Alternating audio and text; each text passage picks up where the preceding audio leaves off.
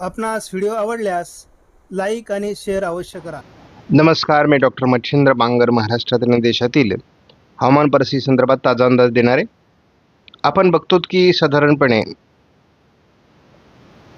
उत्तर भारतामध्ये WD आणि दक्षिण बंगालच्या उपसागरात वादळी परिस्थिती असं काहीतरी वातावरण राहण्याची शक्यता आहे.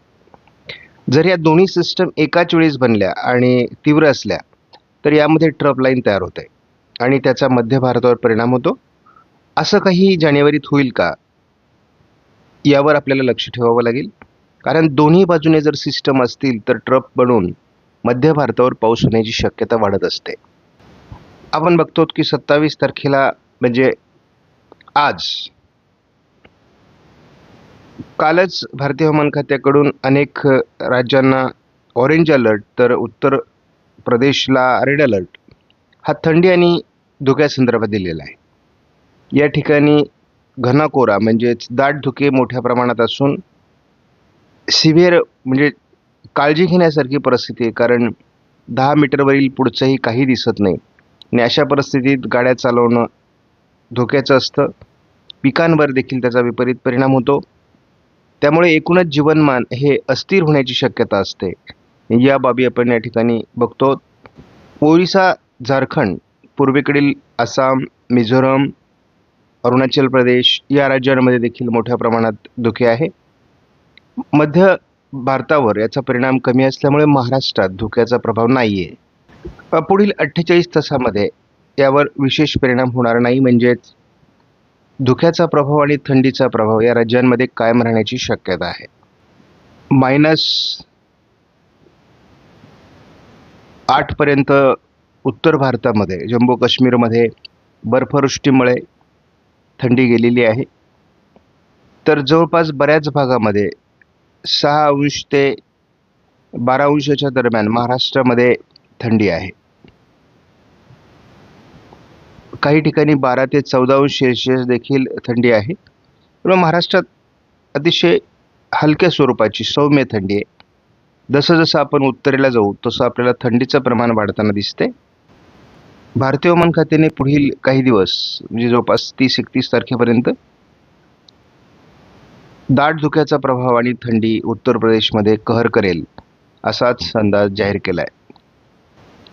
आपण या व्हिडिओमध्ये बघतो की जशाही पद्धतीने आपण उत्तर प्रदेशमध्ये किंवा हिमाचल प्रदेशमध्ये, पंजाबमध्ये प्रवास करतो तर आपल्याला पुढील काही अंतरावरचं दिसत नाही आहे आणि त्यामुळे अचानकपणे समोरून येणाऱ्या गाड्यांचा आघात होण्याची शक्यता असून त्यामुळे मोठ्या प्रमाणात ॲक्सिडेंट होत आहेत. विमान वाहतूक आणि रेल्वे वाहतुकीवरही त्याचा मोठा परिणाम झाला आहे. महाराष्ट्रामध्येही बऱ्यापैकी थंडी आहे, परंतु कोकण किनारपट्टीसहित घाटमाथ्यावर थंडीचं प्रमाण थोडं सध्या कमी दाखवण्यात आलं आहे. मात्र मराठवाडा, विदर्भ, मध्य महाराष्ट्र, उत्तर महाराष्ट्रामध्ये थंडीचा प्रभाव अजूनही कायम आहे आणि हा कायम राहण्याची शक्यता पुढील 2-3 दिवस आहे. साधारण 30 तारखेनंतर काही दिवस ही थंडी कमी होण्याची शक्यता आहे. कडाक्याच्या थंडीपासून आपली सुटका होईल 5 जानेवारीपर्यंत. म्हणजे साधारण 30-31 आणि 5 जानेवारीपर्यंत पुढे थंडी कमी होणार आहे महाराष्ट्रामध्ये. आपण GFS तसा धावता अंदाज घेतो. आपल्याला उत्तर भारतामध्ये एखादा WD आणि दक्षिण भारतात कमी दाब अशी परिस्थिती आहे. साधारणपणे आपण 1 जानेवारीचं जर वातावरण बघितलं तर आपल्याला केरळमध्ये, दक्षिण कर्नाटकामध्ये, तामिळनाडूमध्ये पाऊस दिसणार आहे. त्याचबरोबर उत्तर भारतात जम्मू काश्मीर, लेह लडाख, उत्तराखंड, हिमाचल प्रदेश या काही 4 राज्यांमध्ये पावसाचा प्रभाव राहण्याची किंवा गारपिटीचा प्रभाव, बर्फवृष्टीचा प्रभाव राहण्याची शक्यता आहे. आणि हा प्रभाव साधारण पहिल्या आठवड्यात आहे आणि थोडं कालपासून 3, 4 आणि 5 तारखेला थोडं विदर्भामध्ये स्थानिक वातावरणाची शक्यता मॉडेल दाखवू लागलं आहे. परंतु GFS मॉडेलच्या अंदाजामध्ये पुढे काय बदल होतो आपण हेही बघणार आहोत. तसा जानेवारी आणि फेब्रुवारीमध्ये अवकाळी पावसाचा प्रभाव कमी आहे. मात्र मार्च, एप्रिल आणि मे महिन्यामध्ये वातावरण बदलू शकतं असा एक अंदाज आहे आणि बऱ्याच राज्यांमध्ये गारपिटीचा संभव आहे. आपल्यासाठी मे महिन्याचा अंदाज महत्त्वाचा असतो. मे महिन्यात यावर्षी देखील पावसाची शक्यता आहे. खास करून पश्चिम महाराष्ट्र, दक्षिण मराठवाडा आणि मध्य महाराष्ट्रापर्यंत या पावसाचा प्रभाव राहण्याची प्राथमिक शक्यता आहे. तर या दृष्टीने आपल्याला थोडी तयारी करणं आवश्यक आहे. जी पिकं आपली या दरम्यान येतात, कारण आपल्याला याच भागामध्ये यावर्षी एप्रिलमध्येही पावसाची शक्यता आहे.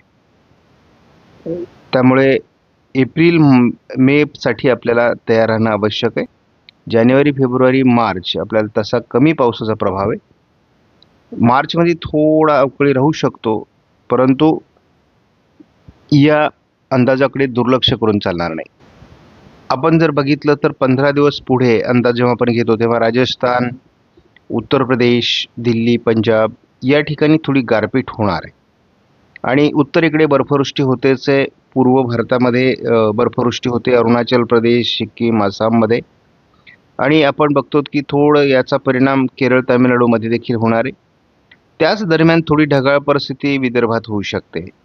काही मॉडेल आता विदर्भात पाऊस किंवा गारपिटीचे अंदाज देऊ लागले आहेत, परंतु तो अंदाज अनिश्चित आहे. या मॉडेलचा धावता अंदाज आपण घेत असतो. साधारणपणे काही वातावरणीय बदल कसे होणार आहेत हे आपण थोडक्यात बघत असतो. आणि उत्तर भारतात WD, दक्षिण भारतात कमी दाब अशी काही परिस्थिती राहू शकते.